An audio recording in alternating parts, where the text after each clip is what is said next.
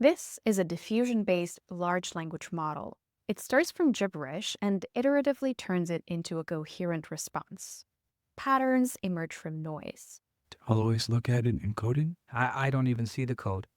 All I see is blonde, brunette, redhead. This is in stark contrast to traditional or auto-regressive models like GPT, which produce one token at a time without ever revising it. Diffusion-based LLMs promise faster inference, better quality outputs, and more flexible prompting. I covered this in my previous video, together with an intuition on how they were inspired by physical diffusion. But one question kept coming up in the comments. How are they different from transformers, the famous architecture behind traditional LLMs? Well, we'll see that that's a false dichotomy. Transformers actually power diffusion-based LLMs. In this video, we'll unpack how the transformer went from a humble architecture for machine translation to becoming the backbone of the entire natural language processing field. If you're particularly interested in diffusion, I suggest you skip to the BERT chapter. Otherwise, stick around because it's a really interesting origin story. The transformer is a model architecture introduced by Google researchers in 2017. Soon after its publication, it replaced recurrent neural networks as the status quo architecture for natural language processing. Conceptually, machine learning connects an input X to an output Y through a function with parameters W. W are also known as the model weights, or the numeric values discovered through training. F is where the human intervention happens. It's the model architecture designed by researchers, and the transformer is one convenient way of defining F. If we had infinite resources, we wouldn't need any human intervention. Given a set of neurons, we would define F in the least constraining way possible by connecting all pairs. But this quadratic is intractable. It gets really big, really fast. The role of a model architecture is to prune these connections and rearrange the neurons in an informed way. It needs to strike the right balance between cost and expressivity. So, how does the transformer pull that off? Contrary to common belief, the original transformer was not intended as a general language model. Instead, it focused on machine translation, mapping text from a source language to another target language. But despite its humble beginnings in machine translation about 8 years ago, the transformer is now dominating the entire machine learning world. In this video, we'll talk about its usage in the language world, where, among others, it enables both auto-regressive and diffusion-based large language models. In the next video, we'll see how the transformer expanded to the visual world, where it's now used for tasks like image recognition or image and video generation. Machine translation was an interesting and somewhat lucky start for the transformer. On the surface, translation rewrites text from one language to another. But ultimately, it's a sequence-to-sequence problem, or sequence transduction if you want to be pretentious. That's a very general interface shared by many other tasks. The core challenge in machine translation is alignment. Words in different languages don't line up one-to-one in the same order.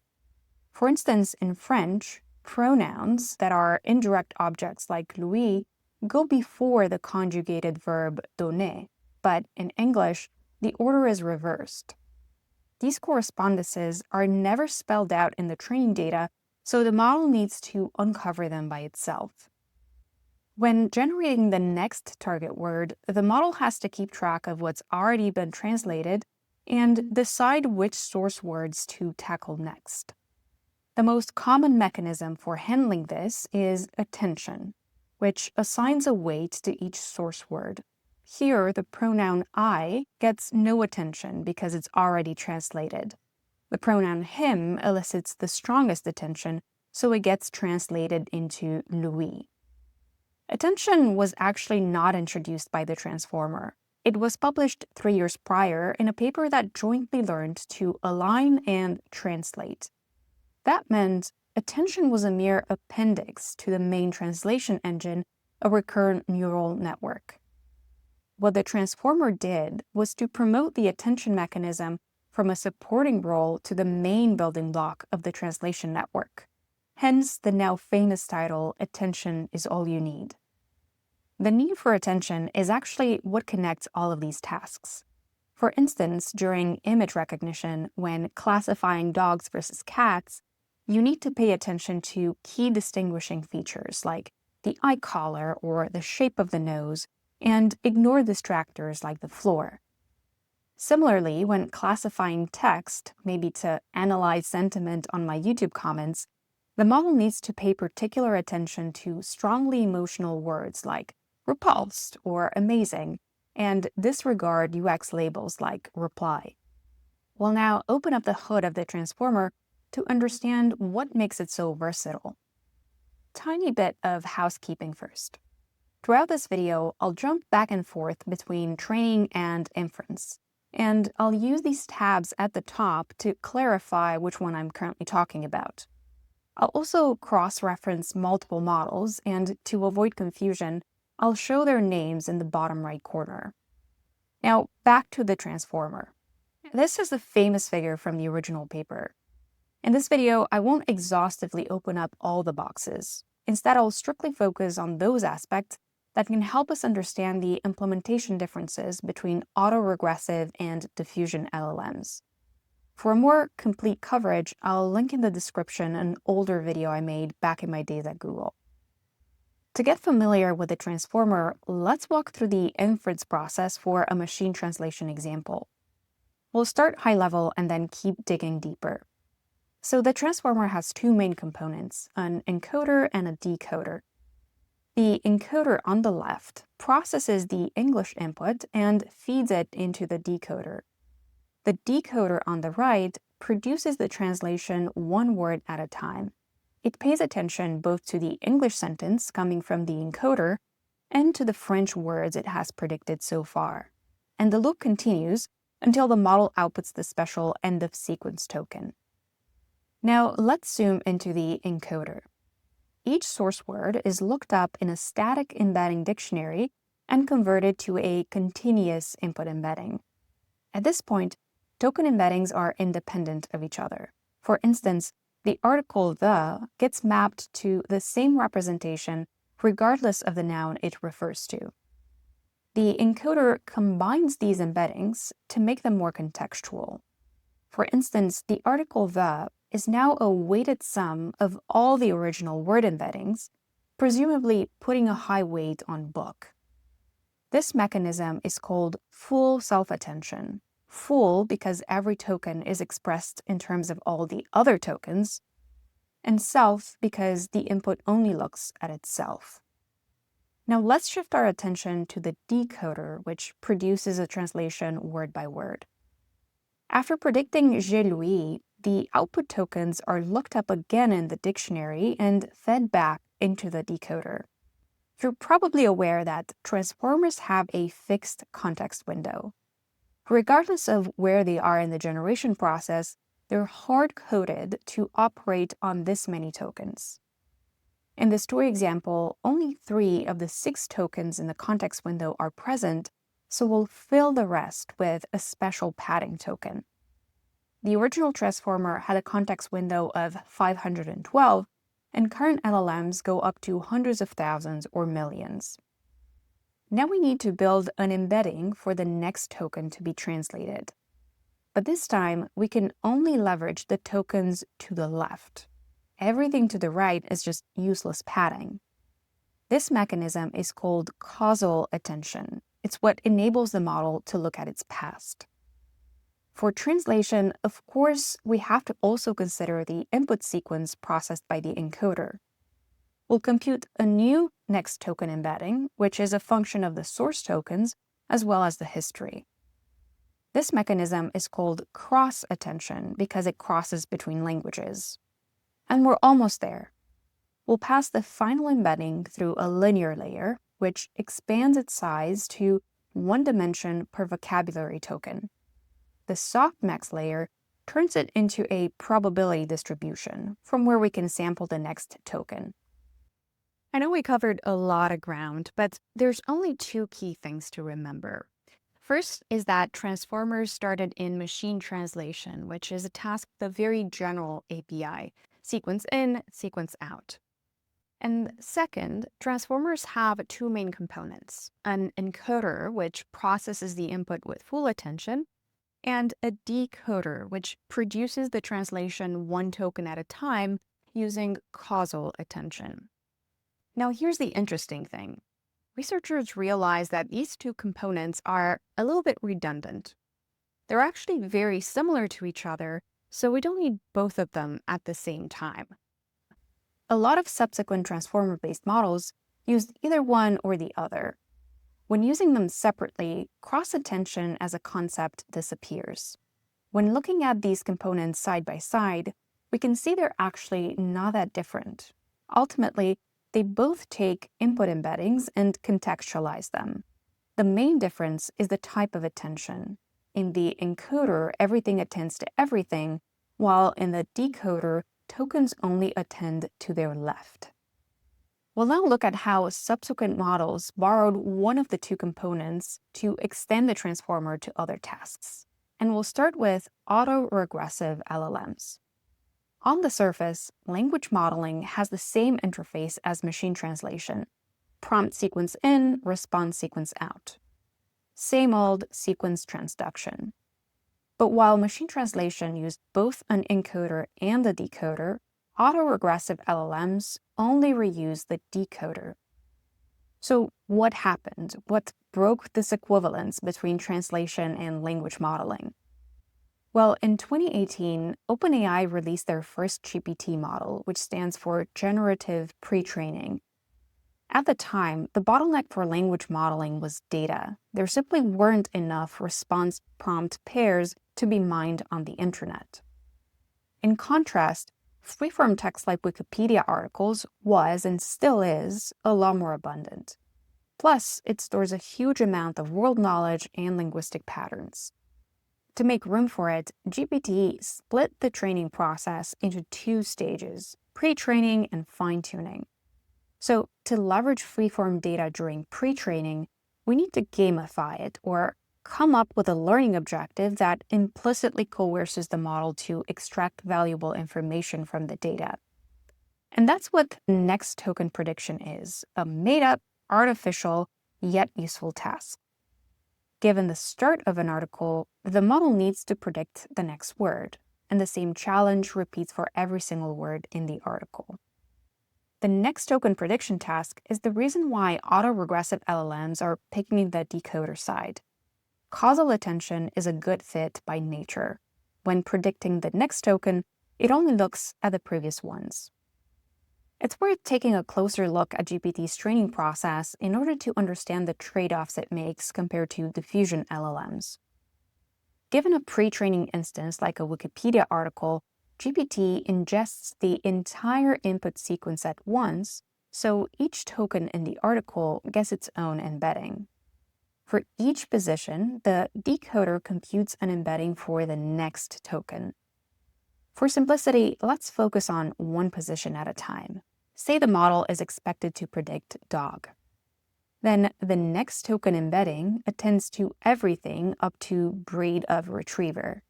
Say it wrongfully predicts the word cat. Since this doesn't match the ground truth, that means the original article, the model's weights will be nudged to downweight cat in the future. The same mechanism applies for the next position, but this time the model prediction is correct, so the word of is reinforced in the weights. Notably, all predictions can be parallelized. With a single pass through the model, we're able to learn from every single token. As we'll see later, this is a lot more efficient than training diffusion LLMs, but it does come with a drawback. The token history always comes from the training data, never from the model's past predictions. Remember, we previously predicted cat instead of dog, yet in the current step, we're attending to dog. Using a clean history that comes from the original article is very useful at the beginning of training when initial guesses are bad and the model would have a hard time learning anything. However, this introduces a discrepancy at inference time. All of a sudden, the model is expected to ingest its own predictions. A single wild output can derail the entire response because the model never learned how to deal with outliers. This issue, called sampling drift, is something that diffusion LLMs avoid altogether. So pre-training is helpful for acquiring world knowledge, but in regular applications, we want more than just word autocomplete. The second training stage, called fine-tuning, leverages prompt response pairs to induce a conversational behavior. The two elements are concatenated together with a special beginning of sequence token in between. The rest of the process is similar to pre-training. The only notable difference is that tokens are predicted only for the response, not for the question. Once the model is fine-tuned, inference happens auto-regressively, one token at a time, as we already discussed. Now that we covered auto-regressive LLMs, we can make our way to diffusion LLMs. But on the way there, we need to talk about text classification, which is, perhaps unexpectedly, a stepping stone towards diffusion. Text classification comes in many forms, but a simple application is sentiment analysis. Given a product review, decide whether it's positive or negative.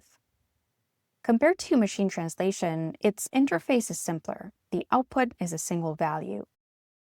Because the input to text classification is available right from the start, full self-attention, and therefore the encoder, is a natural fit.